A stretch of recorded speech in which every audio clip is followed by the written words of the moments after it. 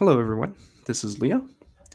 So, throughout the semester, we discussed several movements that have captivated the attention of the American public, such as the Dakota Access Pipeline protests, the Tea Party movement, as well as Occupy Wall Street. Women's rights is among the topics we've recently discussed in class and is an issue that stems beyond the American borders. Now, I've always found myself to be in favor of positions such as equality of opportunity, and I found that the left, or the progressive left, has been the champions of equality of opportunity until recently, where they've slowly and unabashedly abandoned equality of opportunity for something like equality of outcome. Now, today's society is infused with the sentiments of equality of outcome, and women's rights issues are no exception. It wasn't until I looked deeper into these issues that I began to garner a specific interest in the gender wage gap, which is what this presentation will cover today. The problem with workplace equality is a topic of heavy contention, but the general consensus seems to indicate that no one is against treating women fairly in terms of both equal wage and the expectation of harassment-free workplace. The pervasiveness, however, of these issues has prompted my skepticism, particularly with the proclaimed wage gap. Not that workplace harassment isn't something we ought to concern ourselves with. I just don't see the issue of the wage gap as so cut and dry as the supposed 77 cent on the dollar claim that the left likes to push, perhaps to an overly convenient degree, on gender discrimination. That just isn't compelling or sophisticated enough of an answer for me. For instance, how does the wage gap, or does the wage gap exist among all industries and all occupations? With that being said, here's how the 77 cent statistic was calculated. If, say, the median earnings of all women working full-time was $46,200 and the median earnings of all men working full-time was $60,000, that would reveal that indeed women only earn 77 cents for every dollar men make. So the question naturally becomes, well, what are the causes of the gender pay gap? And can discrimination be entirely responsible? The simple answer is no, and not entirely, and by a large margin. I'll explain why. In 2009, the US Department of Labor released a report that dug into 55 peer-reviewed studies, which covered a multitude of topics surrounding the gender wage gap, such as inter-industry wage differentials and the motherhood wage penalty. Let's first take a look at the wage differentials across industries. Men and women are obviously not equally distributed across all industries.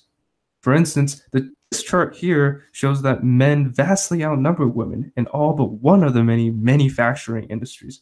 None of the 51 sampled industries have a perfect 1-to-1 ratio of men and women. This may come to you as no surprise, but perhaps what is more relevant is that manufacturing is among the highest paying industries across the United States. So why then are men overrepresented in such high-paying industries such as manufacturing?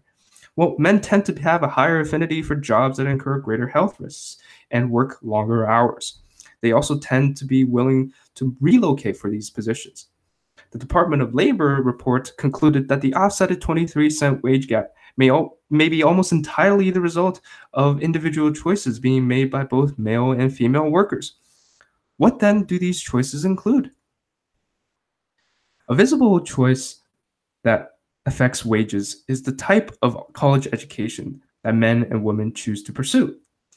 Georgetown University compiled a list of the 10 best and worst paying college majors. The list also included percentages of men and women majoring in those fields.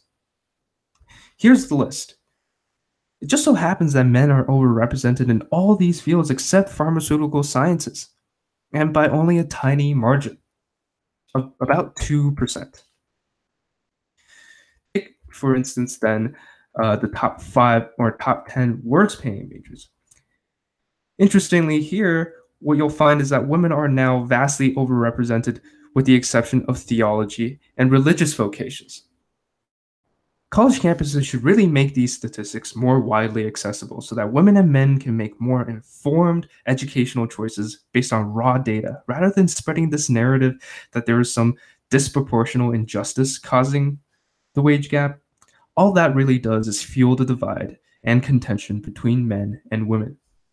And finally, we arrive at the major causal factor that lies beneath many of the earlier statistics that I've shown.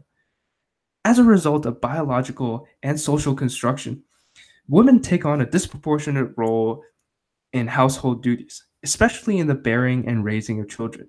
This is inarguably displayed in some of the statistics in the labor report, like this one.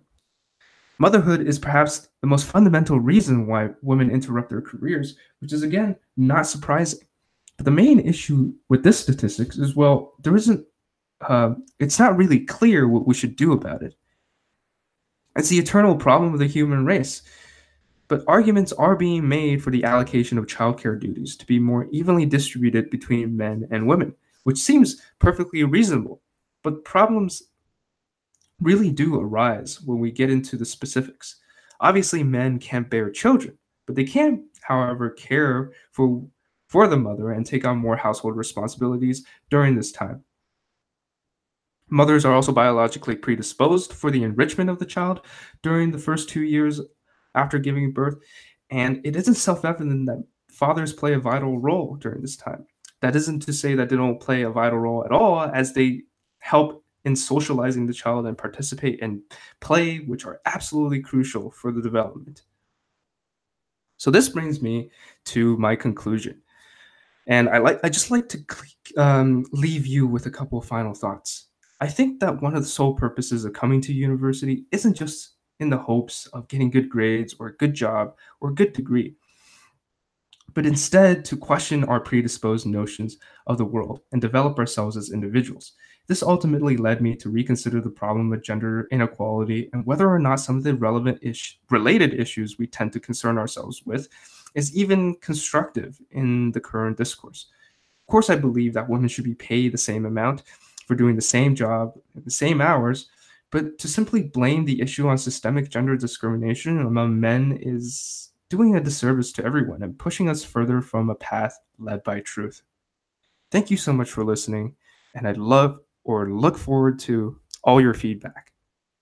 I'll leave you here with my works cited page. Thank you, and take care.